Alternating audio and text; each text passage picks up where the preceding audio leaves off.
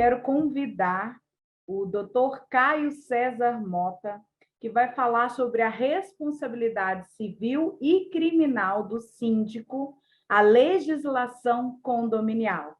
É com você, doutor Caio. Boa noite, minha amiga Rússi Furtado. Uma grande satisfação reencontrá-la, ainda que em ambiente virtual. Receba meu abraço. Uma grande alegria também estar ao lado de grandes nomes, de pessoas tão reconhecidas profissionalmente, assim como o querido amigo Aládio Teixeira, o profissional André Freitas, que aqui nos antecedeu em sua fala. E vejo aqui também algumas tantas outras queridas pessoas, tantos outros profissionais prestigiados. Roberta Lucena, receba meu abraço, muito obrigado pela alegria da companhia.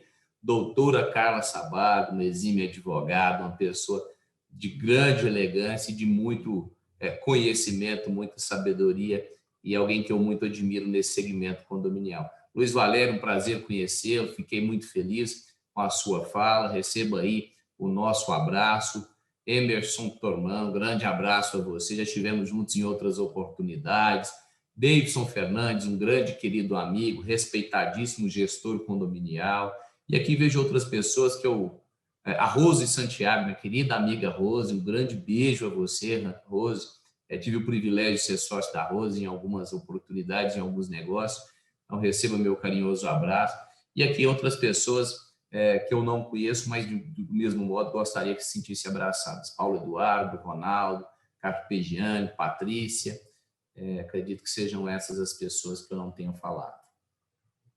Senhores, vou dividir com vocês também um material e depois vou tomar a liberdade. Acho que o professor aqui, Aládio, com muita maestria, tratou do tema responsabilidade civil e criminal. Acredito que caberia pouco a mim complementar a respeito de tudo que foi falado com muita habilidade, então de forma improvisada, mas eu espero que sem deixar comprometer a qualidade daquilo que eu venho lhes falar, tratarei de algumas outras questões aqui junto a vocês. Primeiro, eu gostaria de apresentar a questão da legislação condominial.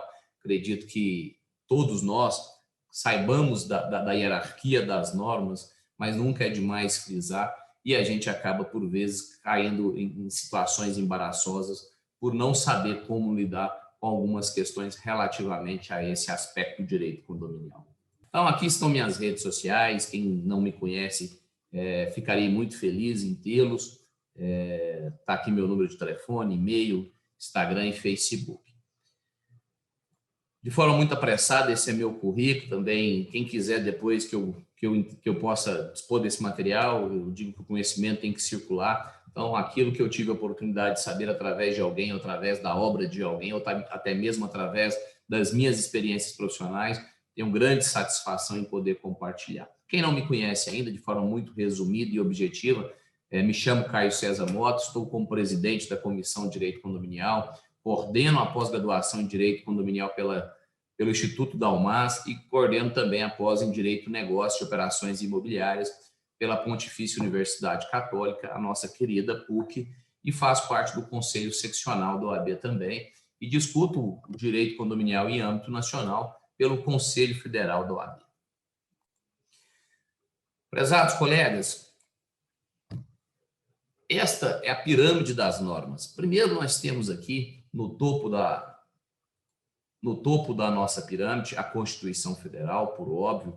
Depois, nós temos aqui a respeito da matéria que nos interessa, do Código Civil, a Lei 4.591 de 64, leis federais, leis estaduais, as leis municipais.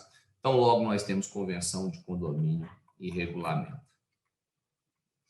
A Constituição é o principal conjunto de lei do país, mas o que nos chama a atenção verdadeiramente, senhores, é que, embora a Constituição não trate da matéria condomínio e edilício, há princípios que devem ser observados e princípios que têm força, que têm até supremacia de força em relação às demais.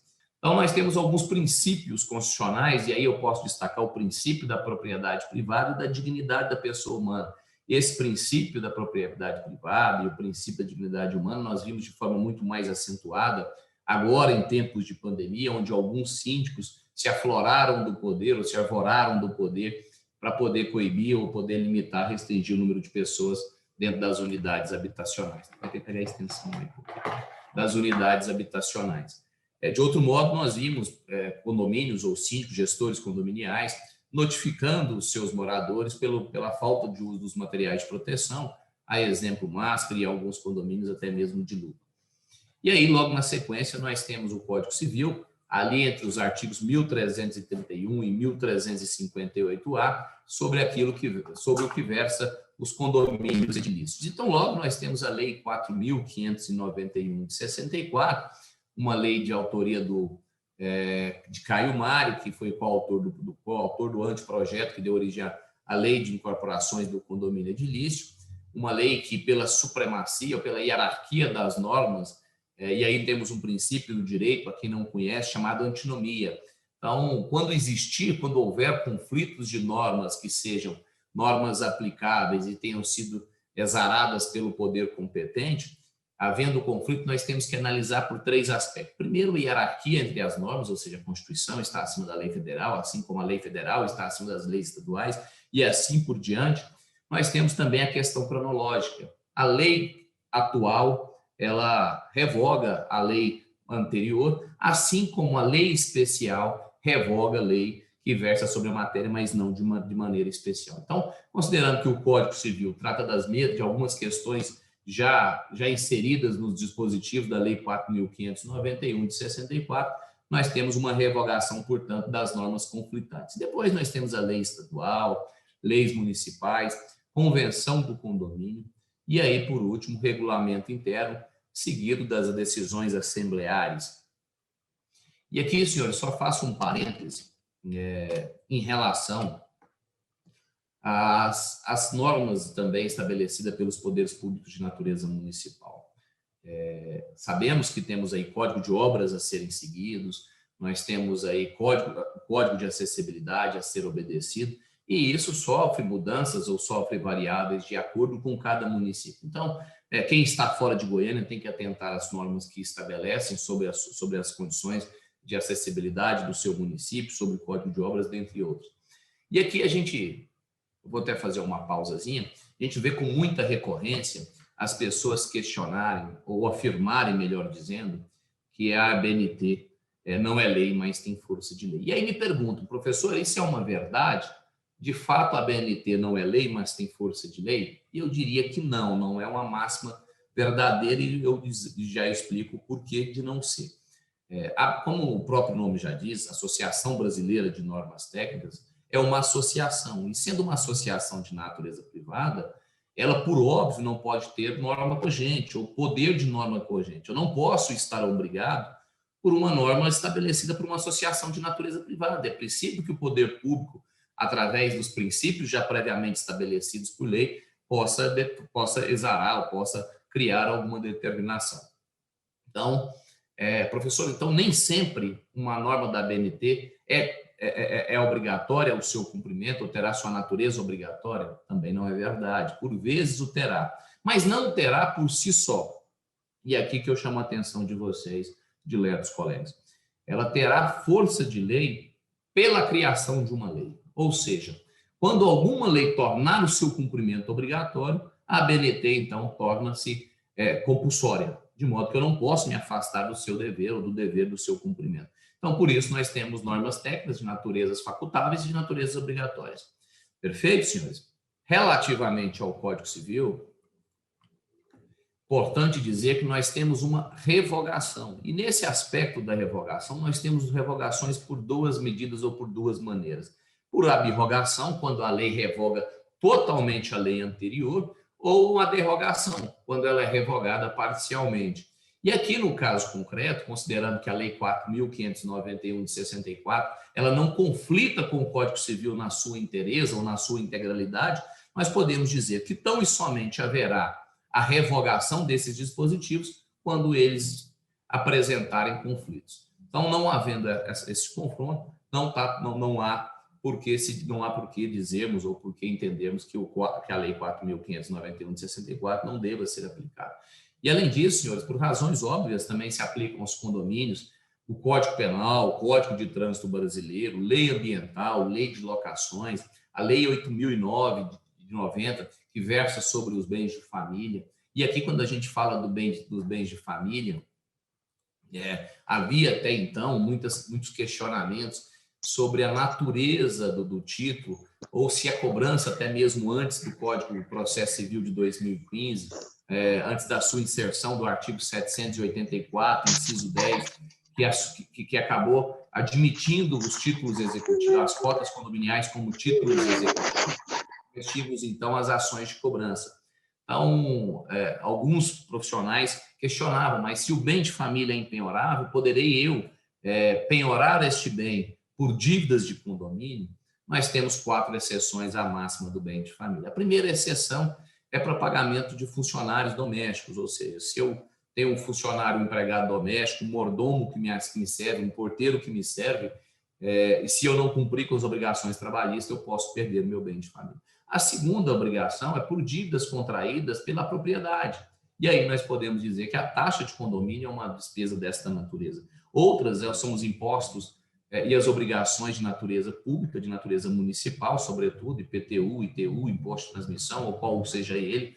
E aí eu posso também ter a pior da unidade. E o quarto e último caso é por dívidas adquiridas, por obrigações assumidas, e aí o seu inadimplemento ou a forma da aquisição, a forma da origem dessa propriedade é com recursos de natureza duvidosa. A exemplo, tomo emprestado valores do meu amigo Emerson e com o dinheiro que ele me empresta eu vou ali e faço a aquisição de um imóvel. É por óbvio que é por razão natural, esse imóvel não pode estar protegido da penhora.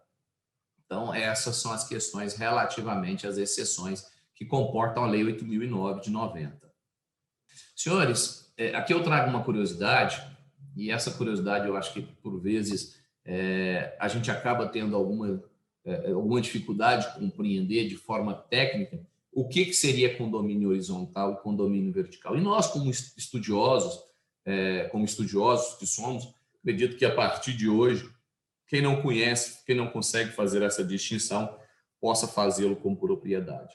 E aqui eu gostaria que vocês, alguém de vocês, ou alguns de vocês, se arriscassem a me dizer, dentre essas figuras onde nós temos aqui acima um prédio e abaixo um condomínio de casas, qual desses dois condomínios é o condomínio vertical e qual desses dois condomínios é o condomínio horizontal, falando tecnicamente, senhores? Muitos profissionais do direito, inclusive, não conhecem, não conseguem fazer essa distinção e acabam se equivocando. E nós, como estudiosos, como já me antecipei, nós temos por dever saber. Na verdade, os condomínios horizontais não são os condomínios de casa. O Caio Mário, quando escreveu ou quando fez a leitura do que seria condomínio, isso lá em 64, ele fez uma distinção não pelo plano de construção, mas pelo plano de separação das unidades. Ou seja, as casas estão separadas pelo plano vertical, ou seja, pelas paredes e muros, ao passo que os condomínios edificados no plano vertical estão separados pelas lajes. Diante dessa informação, nós temos que condomínio horizontal são os condomínios de edifício e os condomínios verticais são os condomínios de casa, isso falando tecnicamente, senhores. Então, a nossa análise deve ser feita sempre pelo plano de separação e não pelo plano de edificação. Aqui, quem quiser depois, eu trago a resposta de forma mais literal, para que vocês possam conhecer, mas de modo apressado, e é que o que nos comporta, o que nos imprime uma velocidade maior, nosso exímio tempo, nosso exíguo prazo, né? Então, vamos avançando. Então, vou me ater até de falar sobre a responsabilidade criminal civil e criminal dos síndicos, e passo a falar com vocês aqui sobre um aspecto que eu acho muito interessante. Muitos de nós também fazemos uma confusão, e uma confusão que não poderia acontecer. Nós chamamos todos os condomínios ou todas as associações de controle de acesso ou de acesso controlado, como queiram, de condomínios, o que não é verdade. Nós temos institutos totalmente diferentes de acordo com a análise casuística, de acordo com a sua instituição. Ou seja, as associações de moradores, e aqui quem mora em Goiânia posso exemplificar através dos alfavilles, através dos jardins, condomínios Portal do Sol, dentre alguns outros, como sendo associação de moradores, e não condomínios edilícios. Mas isso é tão importante assim, professor, saber fazer essa distinção, E na análise prática, isso causa alguma relevância? Causa toda a relevância. Primeiro, que nós, quando falamos de associação de moradores, nós estamos falando de um instituto regido pela Lei 6766, a Lei de Parcelamento do Solo. E quando a gente fala dos condomínios edilícios, e depois de 2017, logo em 2018, nós tivemos também os condomínios de lote, que é uma inovação através do artigo 1358-A do Código Civil. Mas quais são as principais mudanças, professor? As principais diferenças entre um instituto e outro? Primeiro que dentro das associações de moradores, como a gente está falando de parcelamento do solo, embora o acesso seja controlado, todas as vias internas, praças, todos os espaços públicos, eles são exatamente de natureza pública, ou seja, pertencem ao município. Os moradores, os diretores daquela determinada associação apenas fazem o controle e, às vezes, assumem o ônus da manutenção no lugar do município, haja visto uma concessão que é emitida quando da criação material, quando da instituição material do empreendimento, transfere ao poder particular a responsabilidade pela gestão dessas áreas públicas. Ou seja, ali a coleta de lixo, a manutenção das vias, a manutenção da iluminação é toda feita pelo particular, embora, volte a dizer, tenha propriedade, seja de domínio público. Por outro lado, no condomínio, todas as áreas são privativas, as ruas são privativas, as quadras são privativas, as praças de esportes e demais logradouros são todos de natureza privativa, de modo que cabe ao poder particular, ao poder privado, com exclusividade fazer sua gestão. Então, se eu, de algum modo, quiser entrar no condomínio edilício, eu, após me autorizar, eu tenho que ter imediatamente minha autorização concedida para ter ingresso. Nas associações de moradores, nós já temos uma diferença crassa. Não preciso ter essa autorização. Eu, uma vez sendo identificado, considerando que as vias são públicas, uma vez eu tendo sido identificado, deve ser, vejam bem a expressão, deve ser autorizado o meu ingresso. E aí a gente sabe que isso na prática não se aplica, a gente não vê isso. Outras diferenças que são muito importantes a gente destacar é que no primeiro caso, nas associações de moradores, nós temos uma diretoria formada pelo presidente, pelo tesoureiro, ou como vier a estabelecer o estatuto social da associação, ao passo que nos condomínios edilícios nós temos uma outra figura, aí nós temos a figura do síndico. E o Código Civil, tanto o Código Civil como a Lei 4.591 de 64, não estabeleceu como as administrações dos condomínios deverão ser feitas. Muito pelo contrário, no seu artigo 1334, estabeleceu que caberia à convenção dizer como seriam formadas as administrações. Ou seja, eu posso ter no meu condomínio um síndico, um subsíndico, um conselho formado por pessoas que queiram fazer parte do conselho consultivo, ou, de outro modo, um conselho fiscal. Então, o seu corpo diretivo varia de um para outro. E uma das principais mudanças também, sem dúvida nenhuma, é a questão da cobrança das obrigações. Se, de um lado, nós temos nos condomínios edilícios uma obrigação de natureza executiva, ou seja, eu tenho um título executivo, nas associações de moradores eu não tenho essa mesma prerrogativa. E eu tenho apenas a possibilidade de fazer cobrança. Inclusive, essa foi uma discussão muito calorosa, tida no STJ não faz muito pouco tempo, e acredito que vocês todos devam ter acompanhado. Senhores, relativamente a esses institutos, essas são as principais mudanças, as principais informações que me competia trazê-los, e aí eu só trago uma outra informação para poder encerrar a minha fala, e aqui eu poder ouvir minha querida amiga doutora Carla Sabago. Uma outra informação é saber diferenciar dentro do Instituto de Parcelamento do Solo, da 6766, o que é parcelamento do solo? Efetivamente, desmembramento e desdobro. Então, eu tenho a figura do parcelamento do solo, quando eu faço ali um loteamento, pode seja ele aberto ou fechado, ou seja, eu tenho um fracionamento da gleba por meio de lotes ou por meio de áreas, e aí eu tenho que obrigatoriamente criar logradouros públicos, criar vias, criar toda a infraestrutura necessária. No desmembramento eu já não tenho essa figura, eu tenho uma gleba que já é servida por vias públicas, e aí eu faço um parcelamento do solo, utilizando já a infraestrutura que existe. E por fim, eu tenho um desdobro quando eu, respeitando os limites impostos pela municipalidade, ou seja, o município de Goiânia, de Aparecida de Goiânia, exemplo, diz que o lote mínimo tem que ter dimensões de 250 metros. Eu tenho um lote de 500 metros, Então, eu faço o desdobro dele, divido ele em dois, tendo 2 lotes de 250, para que eu possa fazer 2 edificações com matrículas autônomas perante o cartório de registro de imóveis e também perante o poder municipal da cidade onde se situa o imóvel. Senhores, espero ter de alguma forma contribuído aí com vocês. Me despeço de vocês, deixando um carinhoso abraço, convidando a vocês a acompanhar o curso da Capacitar, esse Masterclass, que sem dúvida nenhuma reúne grandes profissionais aqui que eu tenho um enorme prazer de ouvir e ser alunos. Um grande abraço mais uma vez, obrigado e uma ótima noite. Capacitar Condominial, programa multidisciplinar de capacitação de profissionais de condomínio.